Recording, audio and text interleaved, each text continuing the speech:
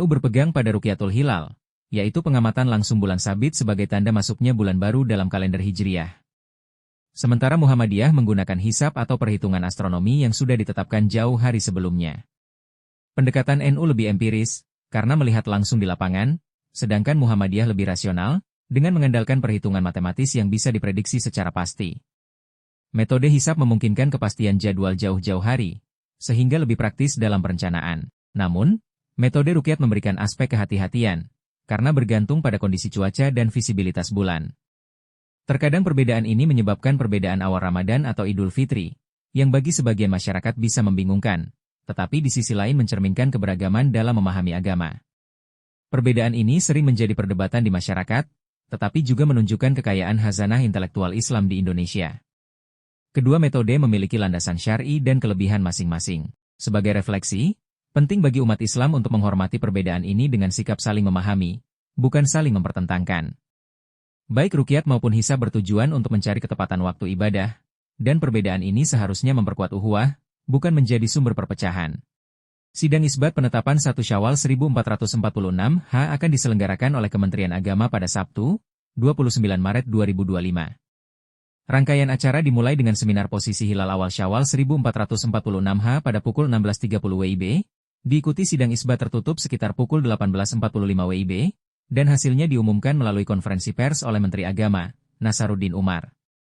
Secara hisab, ijtima terjadi pada 29 Maret 2025 pukul 17:57:58 WIB, dengan posisi hilal saat matahari terbenam berkisar antara -3 derajat di Papua hingga -1 derajat di Aceh.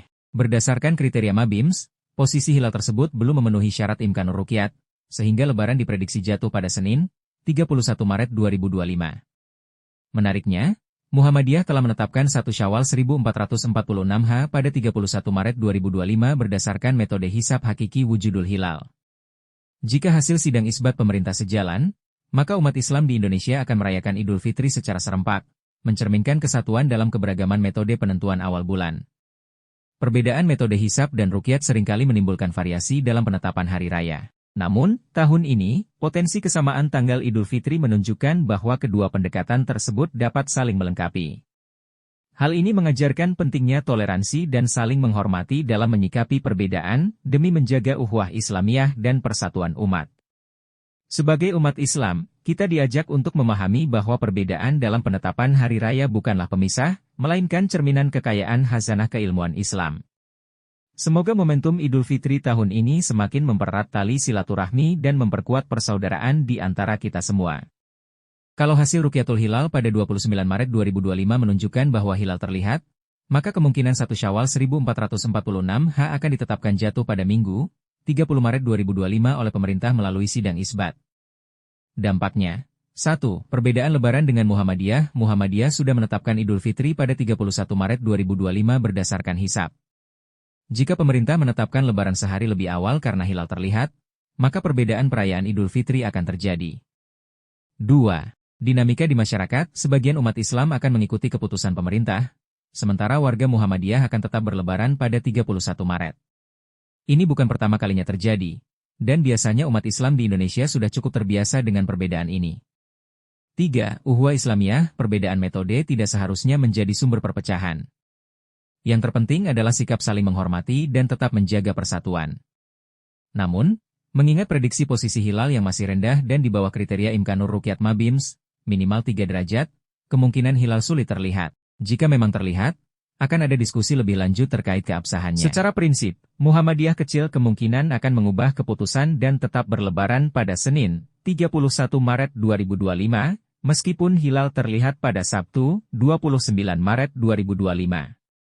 Alasannya, 1. Muhammadiyah menggunakan hisab hakiki wujudul hilal dengan kriteria bahwa hilal dianggap sudah masuk bulan baru jika saat matahari terbenam hilal sudah wujud, tanpa mempertimbangkan apakah bisa dilihat atau tidak. 2. Menurut hisab Muhammadiyah, pada 29 Maret 2025, posisi hilal belum memenuhi kriteria wujudul hilal, sehingga 1 Syawal tetap jatuh pada 31 Maret 2025. 3. Muhammadiyah konsisten dengan sistem penanggalannya dan tidak bergantung pada hasil rukyat, sehingga meskipun hilal terlihat, mereka tetap mengikuti ketetapan berdasarkan hisab yang telah diumumkan sebelumnya.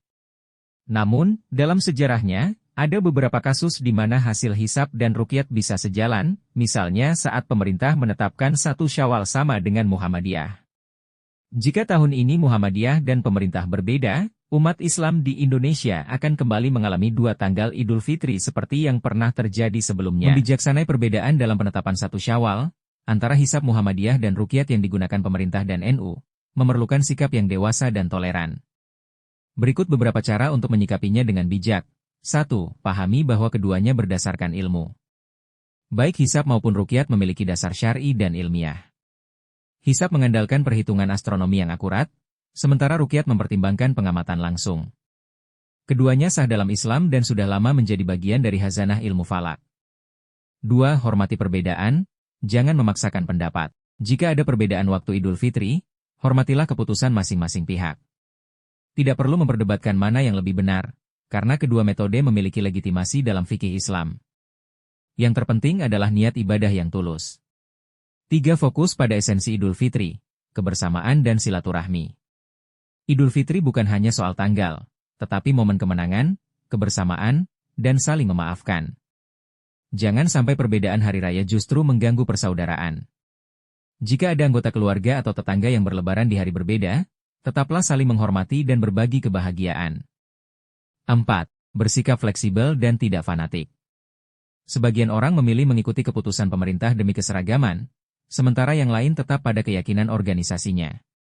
Manapun yang diikuti, yang penting adalah saling memahami tanpa menuduh yang berbeda sebagai salah atau keliru. 5. Menyebarkan kedamaian, bukan perpecahan. Di media sosial, perbedaan ini seringkali menjadi bahan perdebatan yang tidak sehat. Lebih baik fokus pada pesan persatuan, menjelaskan bahwa Islam memberikan ruang bagi ijtihad dan keberagaman metode dalam menentukan awal bulan Hijriah. Jadi, daripada sibuk memperdebatkan perbedaan, lebih baik manfaatkan momen Idul Fitri untuk merajut ukhuwah dan memperkuat kebersamaan.